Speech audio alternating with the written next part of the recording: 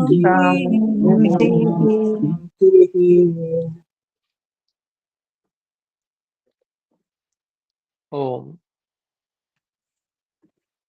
ऋग्वेद आदि भाष्य भूमिका इस पुस्तक का स्वाध्याय इस समय हम करते हैं और इस पुस्तक के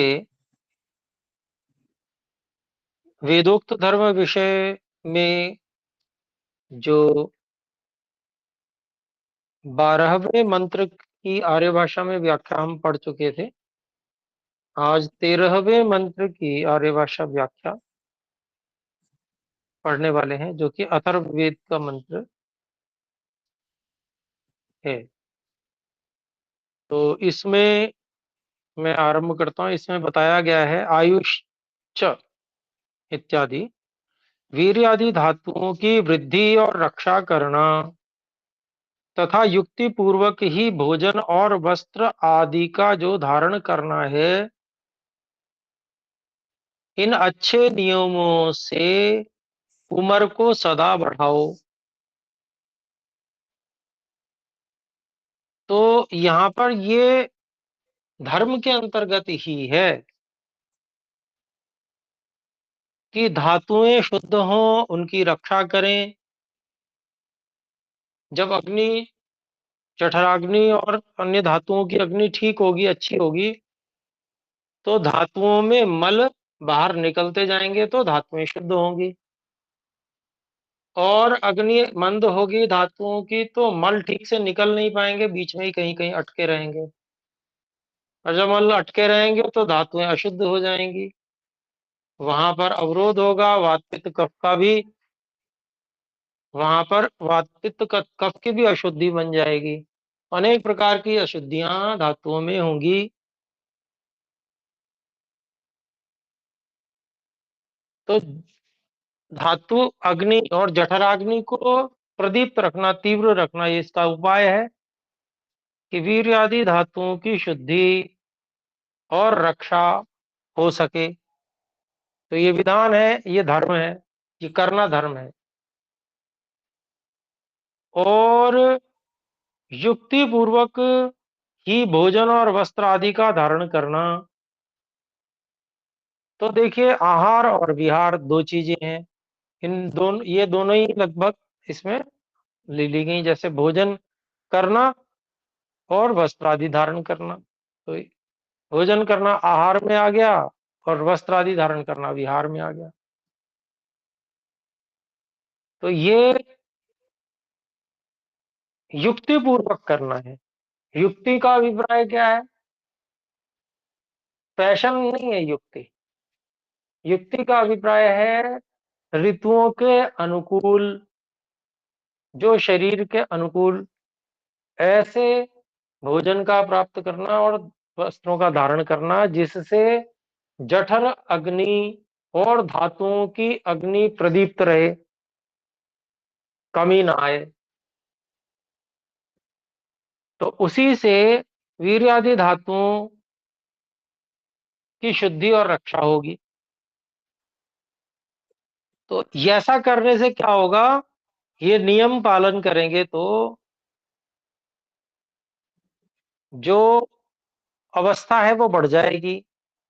जो परमात्मा ने शरीर में एक शक्ति भर के दी है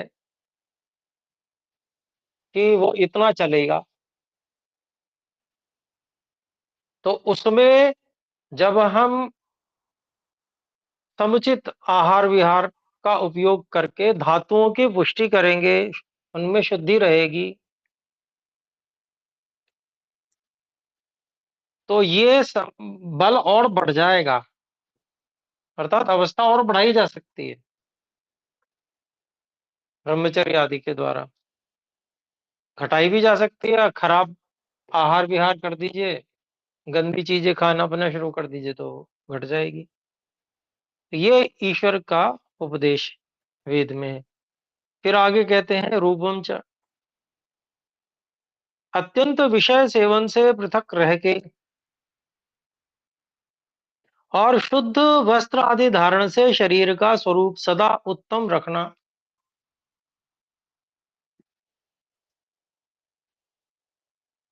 तो यह जो बात और आई यहाँ पर कि विषय सेवन से अलग रहें, लेकिन शुद्ध वस्त्र धारण करके स्वरूप को उत्तम बनाए रखें। उससे अच्छा भी लगता है, स्वयं को भी अच्छा लगता है, साफ-सुथरे रहेंगे, ठीक प्रकार से रहेंगे, तो स्वयं को भी अच्छा लगता है, व्यवहार करने की इच्छा होती है, अन्यों के भी हमसे व्यवहार करने की इच्छा होती है। लेकिन विषय सेवन का उद्देश्य करने के लिए सजना-संवरना, ये आकर्षित करने के लिए, ऐसा नहीं करना चाहिए। जो व्यवहार उत्तम ढंग से किए जा सकें, इसके लिए सब व्यवस्था करनी चाहिए। तो ऐसा तभी व्यक्ति कर सकता है जब उसको ये पता हो कि वास्तविक सुख, लेने योग्य जो सुख है वो कहाँ पर है, और ना लेने योग्य सुख भी संसार में है, जिससे भयंकर रोग दुख आदि होते हैं, वो कहाँ पे है, वो सब उसको स्पष्ट पता होना चाहिए। और न केवल पता होना चाहिए, बल्कि उसका लक्ष्य भी बना हुआ होना चाहिए कि मुझे ऐसे-ऐसे ये वाले सुख प्राप्त करने हैं, और बाकी सब चीज़ें साधनों के रूप में उपयोग करनी है। जिससे कि मैं वो वाला सुख प्राप्त कर सकूँ, जो उत्तम कर्म से और परोपकार आदि से, कर्तव्य निर्वाह से, धातुओं की पुष्टि और रक्षा से,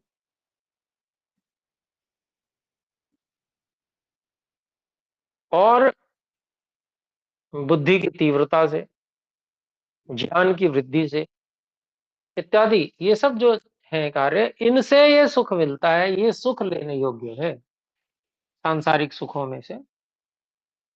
तो इनसे सुख लेने की जब उसकी भावना होगी, इच्छा होगी, तो वो अत्यंत विषय सेवन से बच जाएगा निश्चित रूप से, अन्यथा कभी नहीं बच सकता। जो विषयों में ही सुख जानता, अन्यत्र कहाँ से सुख मिल सकता उसको पता भी नहीं है, वो कैसे बच पाएगा विषय सुख सेवन से? नहीं बच सकता। एक ही रास्ता है सुख प्राप्त करने का, ये पता है, विषय सेवन। और सुख लेना भी आवश्यक है, क्योंकि प्रसन्न रहना जरूरी है, तो फिर कैसे होगा? वही लेगा, और उसी को लेकर और फिर रोगी भी होगा, परेशान भी होगा, दुखी भी होगा। तो ये जो यहाँ पर समझाया गया है, ये समझ में आना बहुत अच्छे से आवश्यक है, और उसके अनुसार पहले विचार करना बहुत ज़रूरी है। विचार करें, समझें विषय को क्या है, विषय सेवन क्या है, और वास्तविक जो सुख लेने योग्य जो है स्थितियाँ, वो कौन-सी हैं, और फिर योजना बना के उन कार्यों को करना, प्रयत्नपूर्वक, बलपूर्वक उनको करना आरंभ करें, उनमें व्यस्त रहे, और उससे सुख मिलेगा जब, तो आनंद मिलेगा, तो बहुत अच्छा लगेगा, और उसका अभ्यास होगा कि यहाँ से आनंद लेना है। और विषय सेवन का जो अवसर होता है, वो शरीर की आवश्यकता पूर्ति, भोजन आदि ऊर्जा के लिए, शरीर को ऊर्जा मिलती रहे, जिससे कि वो कार्य किए जा सकते हैं जिनसे सुख मिलता है, लेने योग्य सुख मिलता है। तो उसके लिए जो शरीर की अपेक्षा आवश्यकता पूरी करने के लिए, वो उतना विषय का जो सेवन नियंत्रण पूर्वक, बिना सुख लिए या बिना सुख माने,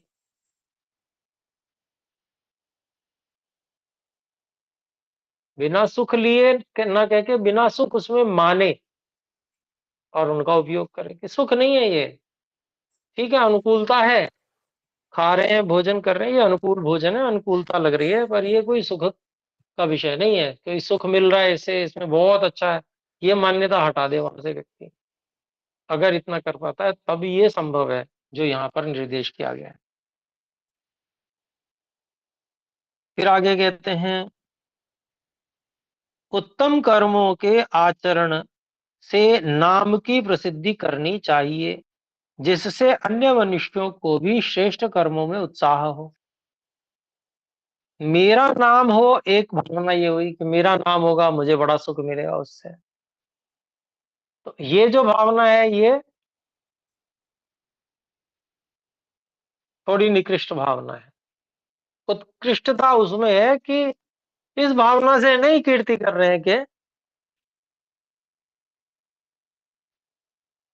मुझे सब लोग जानेंगे, अरे ये तो बहुत अच्छा व्यक्ति है, तो मुझे बड़ी प्रसन्नता होगी।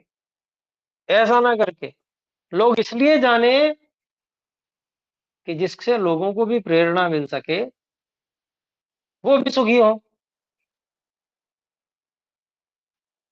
वो भी अच्छे अच्छे कार्य करें, और अच्छे कार्य करने से जो सुख मिलता है वो उनको भी मिले।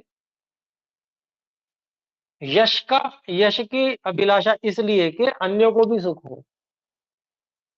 लोग जानेंगे कि ऐसा करने वाले को सुख होता है, और ये व्यक्ति बहुत सुखी है, आनंदित है, तो वो भी वैसा ही, जैसा ये व्यवहार कर रहा है, आचरण कर रहा है, ऐसे वो भी करने लगेंगे, और उस आचरण व्यवहार से जो आनंद इसको प्राप्त हो रहा है वो उनको भी मिलेगा, तो उनको भी मिलने लगे वो सुख।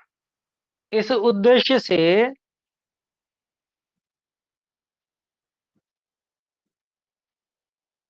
आचरण से नाम की प्रसिद्धि करनी चाहिए। तो उत्तम कर्मों के आचरण से नाम की प्रसिद्धि करनी चाहिए, जिससे अन्य मनुष्यों का भी श्रेष्ठ कर्मों में उत्साह हो। फिर आगे कहते हैं, कीर्तिश्च, श्रेष्ठ गुणों के ग्रहण से परमेश्वर के गुणों का श्रवण और उपदेश करते रहो, जिससे तुम्हारा भी यश बढ़े। अर्थात ईश्वर से जब श्रेष्ठ गुणों का ग्रहण करके उत्तम कर्मों को व्यक्ति करता है, और श्रेय परमात्मा को ही देता है वास्तव में, ऐसा है भी। ईश्वर की ही शक्ति से हम जो कुछ कर पा रहे हैं, कर पा रहे हैं, और ईश्वर का ही गुण कीर्तन करता है।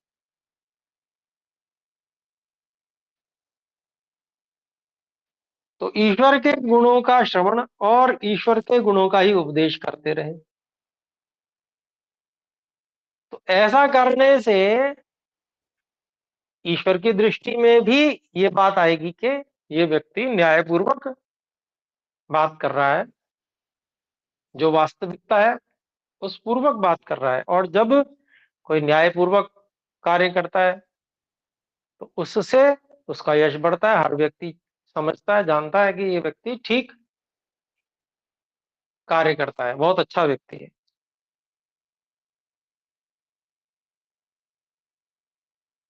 फिर आगे, प्राणश्चापानश्च, जो वायु भीतर से बाहर जाता है, आता है, जो वायु भीतर से बाहर आता है उसको प्राण, और जो बाहर से भीतर जाता है उसको अपान कहते हैं। योगाभ्यास, शुद्ध देश में निवास आदि और भीतर से बल करके प्राण को बाहर निकाल के रोकने से शरीर के रोगों को छुड़ा के शुद्धि आदि को बढ़ाओ। तो कितना सुंदर उपाय बताया कि एक उपाय तो ये है कि जठराग्नि को बढ़ाए व्यक्ति उचित आहार विहार से। जठराग्नि बढ़ेगी तो धातुओं की अग्नि भी बढ़ेगी, तो धातुएं शुद्ध होंगी। और दूसरा उपाय ये भी बताया उसके साथ साथ, योगाभ्यास, शुद्ध देश में निवास, ये करना, और भीतर से बल करके प्राण को बाहर निकाल के रोकने से। अब ये भी एक कार्य जो है प्राणायाम, बाहर निकाल कर रोकना, इससे ऋषि जी क्या कह रहे हैं, शरीर के रोगों को छुड़ा के बुद्धि को, बुद्धि आदि को बढ़ाओ। अर्थात जब प्राण बाहर निकाला जाएगा तो निश्चित रूप से शरीर में उष्णता उत्पन्न होगी। तो वो उष्णता सभी धातुओं में जाएगी। वो उष्णता जब सब धातुओं में जाएगी तो वहां जो मल है धातुओं का वो जल जाएगा, उसको धक्का लग जाएगा बाहर की ओर और वो भस्म भी हो जाएगा। अगर स्थूल है तो सूक्ष्म हो जाएगा जलकर, तो निकलने में आसानी होगी, तो धातुएं शुद्ध होंगी।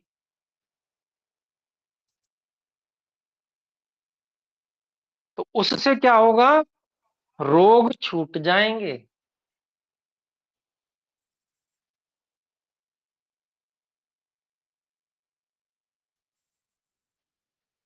तो ऐसे ये उपाय बहुत सुंदर यहां बताया।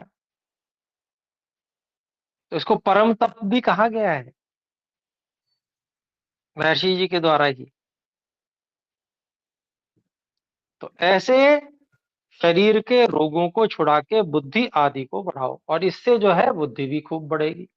क्यों बढ़ेगी? क्योंकि जब धातुएं अच्छे से शुद्ध होंगी तो जो अंतिम धातु है वो भी बढ़िया बनेगी, और उससे जो ओज है वो भी उत्तम होगा। और बुद्धि तीव्र चलने के लिए उस ओज की ही अपेक्षा विशेष होती है।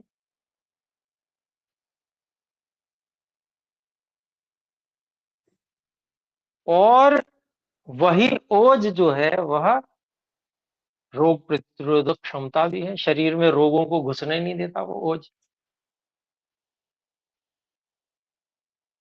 तो क्या, अर्थात शरीर की धातुएं कहाँ व्यय होनी चाहिए? तो बुद्धि का ईंधन बन जावे। जब शुद्ध होंगी धातुएं निर्मल, और उससे बढ़िया ओज तैयार होगा, तो वो बुद्धि का ईंधन बन जाएगी। और जो बाहर से रोगाणु आते हैं उनसे युद्ध करने के लिए भी वो बहुत अच्छे से कार्य कर पाएंगे। तो यहाँ पर जो है बहुत ही सुंदर बात वेद मंत्र में महर्षि जी ने इस प्रकार से बताई है कि यह जो प्राणायाम है इसको करना कितना लाभदायक है। फिर कहते हैं चक्षुष च श्रोत्रम च, चाक्षुष और श्रोत्र शब्द जन्य प्रत्यक्ष, अर्थात आंखों से और कान से, कान से जो शब्द सुने जाते हैं उस करके जो प्रत्यक्ष होता है, और मंत्र में पठित चकार से अनुमान उपमान शब्द ऐतिह्य अर्थापत्ति संभव और अभाव, इन 8 प्रमाणों के विज्ञान से सत्य का नित्य शोधन करके ग्रहण किया करो। अब ये धर्म है, ये वेदोक्त धर्म है। आठों प्रमाणों से जानना, और जो सत्य सिद्ध हो उसी का ग्रहण करना। विज्ञान से सत्य का नित्य शोधन करके, सत्य का नित्य शोधन करके मतलब जो भी जान रहे हैं वो उसमें जो वास्तविकता है, सच्चाई है, उसको ग्रहण करना, ये अभिप्राय हुआ। और ये जो है बहुत सावधानी का कार्य है। लेकिन आरंभ में बहुत सावधानी और परिश्रम लगता है, बहुत बल लगता है। लेकिन हर कार्य का अभ्यास हो जाने के बाद में वो सरल हो जाता है, व्यक्ति उसको करता रहता है, फिर अभ्यास में आ जाता है वो। अभी क्या है, कुछ भी सुन लेना, कुछ भी देख लेना, जैसा देखा सुना कुछ विचारा नहीं, जैसा तैसा मान लिया, ऐसा विचार है, ऐसा होता है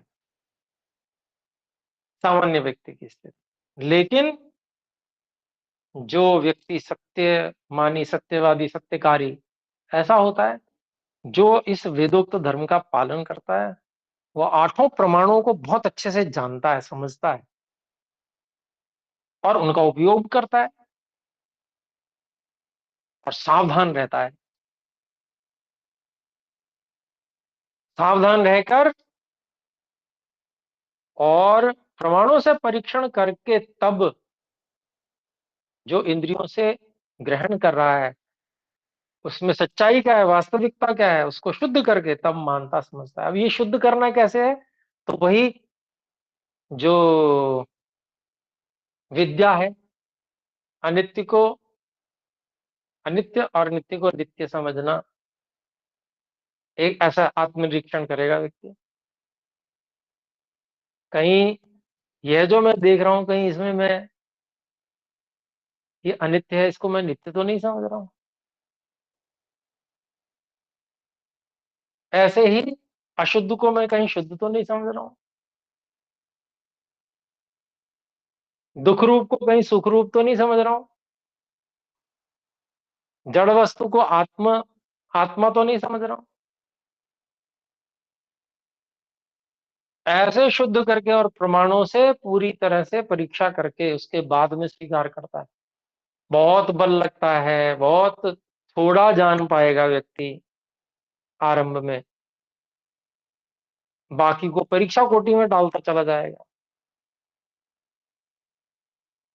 बहुत कम निर्णय कर पाएगा आरंभ में, लेकिन अभ्यास जब हो जाएगा तो सारा व्यवहार ऐसे ही करेगा। और जो बचपन से माता पिता ऐसे ही सिखाते हैं, तो जीवन महान बन जाएगा, ऋषि बन जाएगा। उसका अभ्यास हो जाएगा सका वैसा। तो ऐसे इसीलिए जो है ऋषि ये बात कहते हैं कि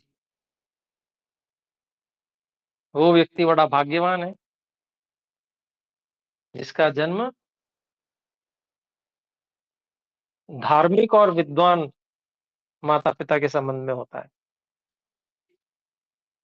तो ये जो है धर्म, इसमें बहुत बढ़िया ढंग से समझाया गया है। अब हम 14वें मंत्र को ले लेते हैं। 14वें मंत्र की व्याख्या।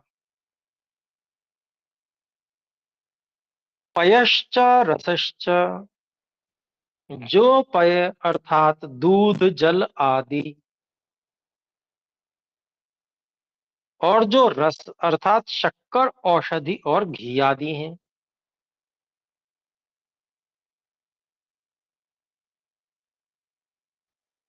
इनको वैदिक शास्त्रों की रीति से यथावत शोध के भोजन आदि करते रहो।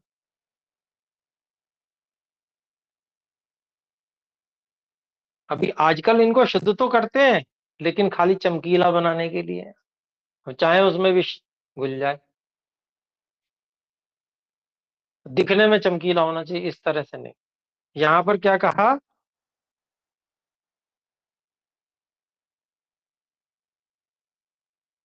दूध जल आदि और जो रस अर्थात शक्कर औषधि और घी आदि हैं, उनको वैदिक शास्त्रों की रीति से, आयुर्वेद की रीति से शुद्ध करना है।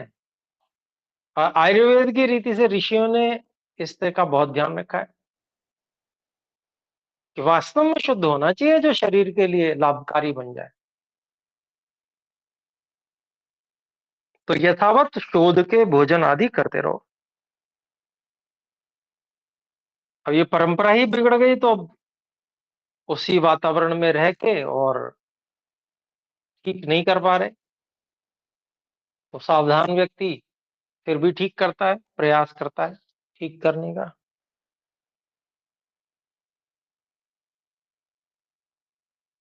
बहुत सावधानी रखनी पड़ती है जब, यदि किसी को उन्नति करनी हो जीवन में, आत्मिक उन्नति, आध्यात्मिक उन्नति करनी हो। और जब आप जानते हैं कि जैसे हवाई जहाज का जो ईंधन होता है, तो वो बहुत ज्यादा शुद्ध शोधन करके करते हैं लोग, अपेक्षाकृत अन्य जो डीजल आदि है उसकी अपेक्षा तो बहुत ज्यादा शोधन करते हैं। ठीक इसी प्रकार से जिसको उस गति से चलना है जिस गति से हवाई जहाज चलता है,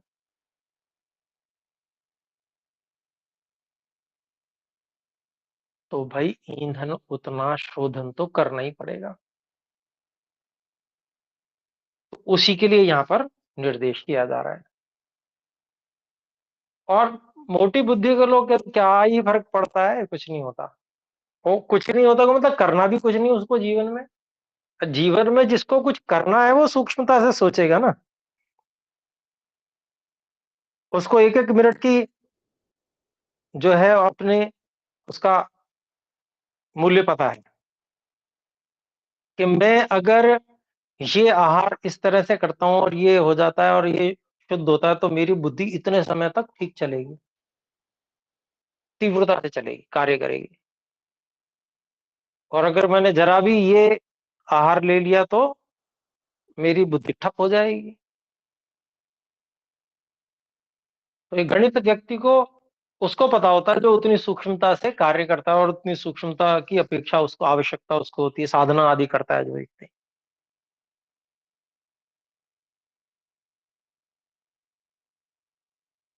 तो यहां पर ये देखिए, इनको वैद्य के शास्त्रों की रीति से यथावत शोध के भोजन आदि करते रहो। अन्न चान्याद्यम च, अब इसको खोलते हैं। वैदिक शास्त्र की रीति से चावल आदि अन्न का यथावत संस्कार करके भोजन करना चाहिए। और ऐसे जो उत्तम विद्वान विदुषी माता पिता योगाभ्यासी उत्तम आचरण वाले हों तो वो सारा ध्यान रखेंगे। बचपन से ही बालक को भी वैसा ही मिलेगा, शरीर भी उसको उनके माता पिता जैसा ही प्राप्त होगा। तो वो वैदिक शास्त्र की रीति से अन्न का यथावत संस्कार करके भोजन भी कर सकते हैं, करते ही हम। लेकिन सामान्य व्यक्ति, उसको दिखावा पसंद है, तो चावल वो लिए जाएंगे जो देखने में बड़े सुंदर हों, लंबे लंबे खिले खिले, बनाने में कोई संस्कार हो या ना हो, दिखने में अच्छा होना चाहिए। फिर कहीं चाहे उनको पचाने में बहुत हालत खराब हो, उसकी कोई चिंता नहीं। तो ये जो आजकल थोड़ा अधिक ही बहुत ज्यादा ही दिखावा देखने में आता है, तो ये नहीं होना चाहिए। गुण क्या कर रहा है, मतलब उससे क्या लाभ मिल रहा है, इस पे ध्यान विशेष होना चाहिए। तो वैदिक शास्त्र की रीति से चावल आदि अन्न का यथावत संस्कार करके भोजन करना चाहिए। फिर ऋतम च सत्यम च, ऋत नाम जो ब्रह्म है उसी को, उसी की सदा उपासना करनी। जैसा हृदय में ज्ञान हो सदा वैसा ही भाषण करना और सत्य को ही मानना चाहिए। तो हृदय में ज्ञान हो वैसा ही भाषण करना, और इसके साथ में ये और जोड़ा है कि और सत्य को ही मानना चाहिए, अर्थात हृदय में भी ज्ञान कैसा होना चाहिए, सत्य होना चाहिए। ऐसा नहीं है कि हृदय में तो गलत मान रखा है, उल्टा सीधा मान रखा है, और अब बोल रहे हैं तो उसी को हम सत्य मान लेंगे। माना हुआ गलत है और बोल रहे हैं वैसा ही, तो वो सत्य नहीं है। मानना भी सत्य ही है। इसीलिए आगे ये बात जोड़ दी स्वामी जी ने कि भ्रांति ना हो जाए। कभी कभी व्यक्ति कहता है ना, देखो जी ऋषि ने क्या लिखा है, तो उन्होंने बड़े सावधानी से लिखा है, साथ में और सत्य को ही मानना चाहिए, ये भी जोड़ दिया।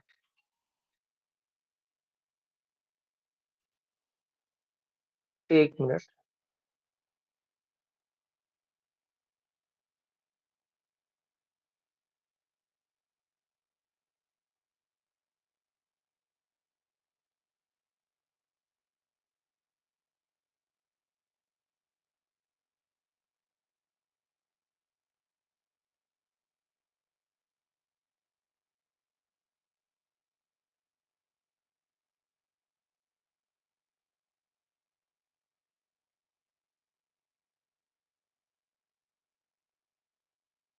ओम।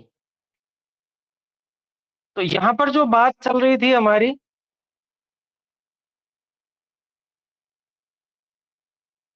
इष्ट जो ब्रह्म है उसी की उपासना,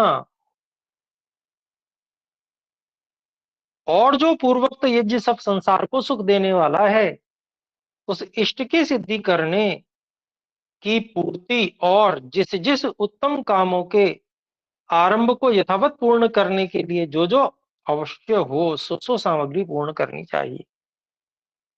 तो इष्ट और आपूर्त को यहाँ पर बताया गया है। हाथ खड़ा हुआ है, बोल सकते हैं जी।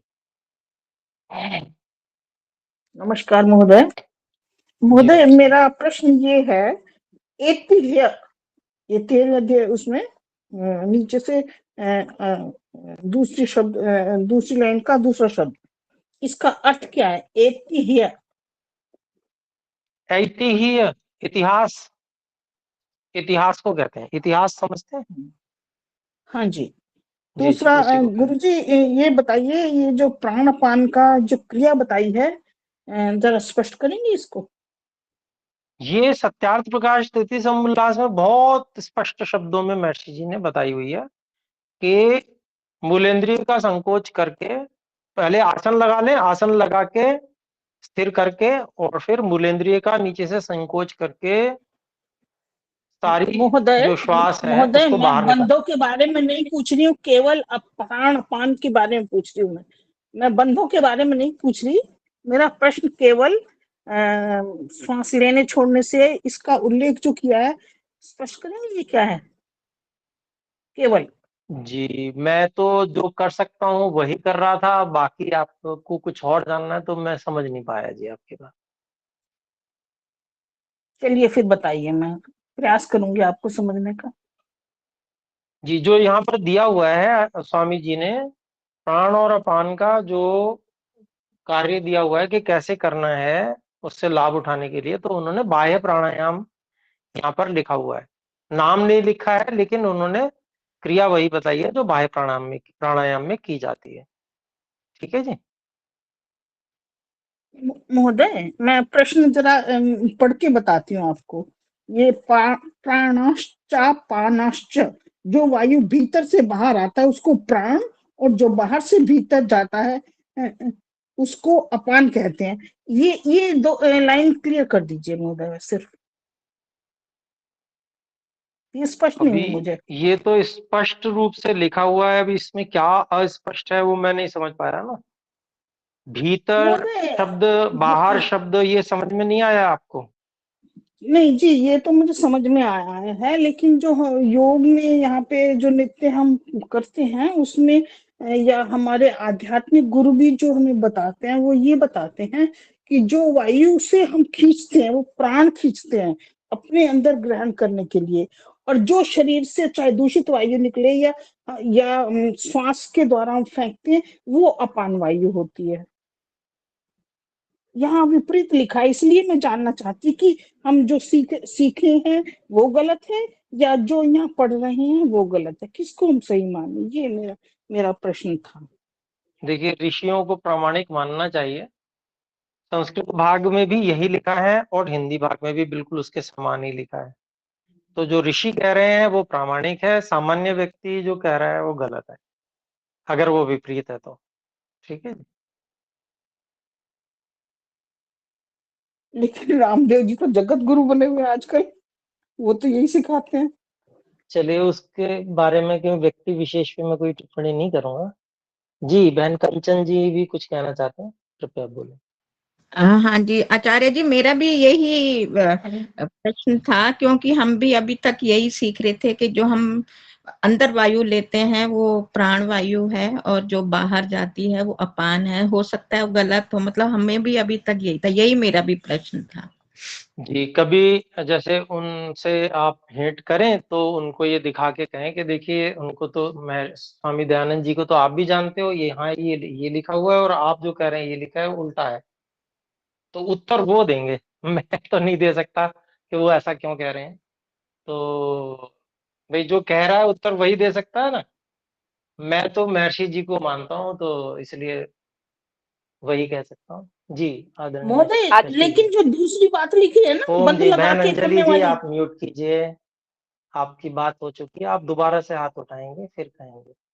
चर्चा नहीं चल रही है आचार्य जी। जी, जी बोलिए। उसमें भी सत्यार्थ प्रकाश में भी यही लिखा है कि जो बाहर निकालते हैं वो प्राणवायु है और जो अंदर लेते हैं वो अपान वायु है। जी इसमें जी भी जी, यही बिल्कुल। लिखा है। हाँ, वो समान है, महर्षि स्वामी दयानंद जी ने समान लिखा है सबसे, उनकी बात ठीक भी है। तो जो ऋषि ने लिखा है जी उसको ही सही मानेंगे। जी बहन अंजलि जी, बोल सकते हैं जी। महोदय, जो आप आगे जो इसकी विवेचना की है ना, बंड लगाकर, जो वो ठीक लिखी है। वो क्या है? उसको स्तंभ विरति कहते हैं। जी जी, ऐसे नहीं बोलना, बीच में अपने आप अनम्यूट करके नहीं बोलना। आंतरिक कुंभक लगा के जो अपने आप को व्यवस्थित करना है, अंदर के दूषित पदार्थों को, बीमारियों को, वो ठीक लिखी हुई है। लेकिन इस शब्द पे हम अटक गए गुरुजी, ये कह रही हूँ मैं। कोई बात नहीं, तो उनसे पूछ लीजिएगा। ऋषि जी ने तो जो लिखा है वो बिल्कुल ठीक लिखा है, और उनसे पूछ लीजिएगा वो ऐसा क्यों कहते हैं, तो वही इसका उत्तर देंगे। बाकी हम आगे बढ़ लेते हैं, थोड़ा सा ये रह गया है, इसको पूरा कर देते हैं। जी धन्यवाद। तो देखिए, यहाँ पर हम बात कर रहे थे कि इष्ट और आपूर्त, इष्ट और पूर्त, इष्टम च पूर्तम च, तो इसमें ब्रह्म इष्ट है, इष्ट ब्रह्म है और उसी की उपासना करनी चाहिए। फिर जो यज्ञ है वो भी, अर्थात जो परोपकार कार्य का कार्य है वो भी संसार को सुख देने वाला है, इसलिए उसको भी इष्ट कहेंगे। तो उस इष्ट की सिद्धि करने के लिए, सिद्ध करने के लिए, उसको, उसकी पूर्ति करने के लिए, अब संसार में सबको सुख प्राप्त हो, है ना, वैसे तो ईश्वर की उपासना करनी चाहिए, ईश्वर ही इष्ट है, लेकिन यज्ञ भी इष्ट है, सबका उपकार भी इष्ट है, सबको सुख प्राप्त हो। तो दोनों प्रकार से सुख प्राप्त हो सकता है कि एक तो सबको हम ईश्वर का मार्ग बताएं कि तुम भी योगाभ्यास करो, समाधि लगाओ। दूसरा उपाय ये हो सकता है कि जो दुख है उनको दूर करके और सुख प्रदान किया जाए। उसमें बहुत सारे कार्य सांसारिक आ सकते हैं। उन सब के लिए यहाँ पर ये बात कही महर्षि जी ने कि उस इष्ट, अर्थात जो यज्ञ रूप कर्म है उनकी सिद्धि करने के लिए, जिस जिस उत्तम कामों के आरंभ को यथावत पूर्ण करने के लिए जो जो आवश्य हो, जो जो अवश्य हो, सो सामग्री पूर्ण करनी चाहिए। उसका सामग्री का निर्माण करना, उसको उपलब्ध कराना, और उसका किस प्रकार से उपयोग हो सकता है, उपयोग करने में असमर्थ लोग हों तो उनको उपलब्ध उपयोग करने की विधि सिखाना, इत्यादि बहुत सारे कार्य आ सकते हैं इसमें। तो वो भी इष्ट के अंतर्गत है। फिर है प्रजा, इष्ट और पूर्त के अंतर्गत है। ठीक है, प्रजा च पशवश्च, सब मनुष्य लोग अपने संतान और राज्य को अच्छी शिक्षा दिया करें।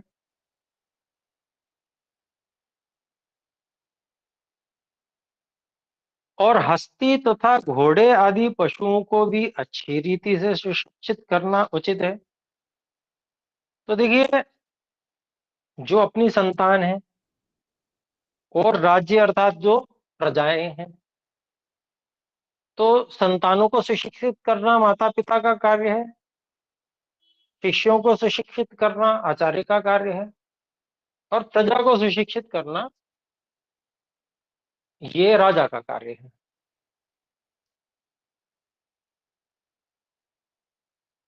तो ये कार्य भी धर्म के अंतर्गत है, वेदोक्त धर्म है, करना है, नहीं करते तो अधर्म है। तो ये जो सुशिक्षित करना मतलब वेदोक्त शिक्षा से ही यहाँ पर अभिप्राय है। ऐसा नहीं है कि जिसकी जो मर्जी मन में आ रहा है वही सिखा रहा है, उसी को शिक्षित करना कह देंगे, गलत है वो। आजकल तो ऐसा बहुत लोग कर रहे हैं, तो वो अधर्म है। वेदोक्त तो जो शिक्षा है करना, वेद के अनुसार जो अनुकूल शिक्षा करना, यही धर्म है। और इसके वेद के विरुद्ध जितनी भी कुछ किसी प्रकार से भी कुछ भी सिखाना हुआ, वह अधर्म हो गया, वेद के विरुद्ध। ऐसे ही अब जैसे हाथी घोड़े आदि पशु हैं, तो ये पशु भी कुछ ना कुछ सीखने में समर्थ हैं। ये कोई मतलब बहुत कुछ मनुष्यों जैसा नहीं सीख सकते, लेकिन फिर भी ये बहुत कुछ ऐसा जो कि मनुष्य का साधन बन सके, उपयोग में आ सके। बहुत अच्छा अच्छा इनको सिखाया जा सकता है, और बहुत समझदार भी होते हैं पशु, और बहुत सारा कार्य मनुष्यों का ये कर दिया करते हैं। संकेत मात्र से या प्रतिदिन का जो रूटीन है, अगर उनका वैसा बना दिया जाए तो वो वही रोज कर दिया करते हैं। ऐसा उनको प्रशिक्षण होता है। तो ये प्रशिक्षण देने की भी यहाँ पर बात कही, ये भी धर्म है। तो उससे क्या होता है, पशुओं का जीवन भी व्यवस्थित होता है, और जब वो कार्य करके देते हैं तो फिर उनको अन्न आदि की सुंदर व्यवस्था भी की जाती है, उनको पारितोषिक मनुष्य देता है। तो वो एक सुंदर व्यवस्था। नहीं तो पशु क्या है, पशु पे जो बलवान होता है निर्बलों को सताया करता है, वो अव्यवस्था होती है उसमें। लेकिन जब मनुष्य है, बुद्धिमान है, तो वो सारी व्यवस्थाएं ठीक करेगा। हमने देखा कितने ही जो है कुत्ते और बिल्ली साथ साथ रहते हैं, नहीं तो कुत्ता बिल्ली को सहन नहीं कर सकता कभी, वो सिखा दिया जाता है। तो ये जो है, इस प्रकार की जो व्यवस्था पशुओं को सिखाने की, हाथी घोड़े आदि पशुओं को भी अच्छी रीति से सुशिक्षित करना उचित है। ऐसी सेना में कुत्ते होते हैं, कुत्तों को बहुत अच्छा प्रशिक्षण होता है, बहुत सारे कार्य वो सेना के कर दिया करते हैं। तो ये सारा प्रशिक्षण जो है, ये धर्म के अंतर्गत है। तो इन मंत्रों में अनेक प्रकारों का यह भी प्रयोजन है कि सब मनुष्य लोग अन्य भी धर्म के शुभ लक्षणों को ग्रहण करें। तो इतना ही रखते हैं आज। एक बार ओम का उच्चारण करें। ओ सभी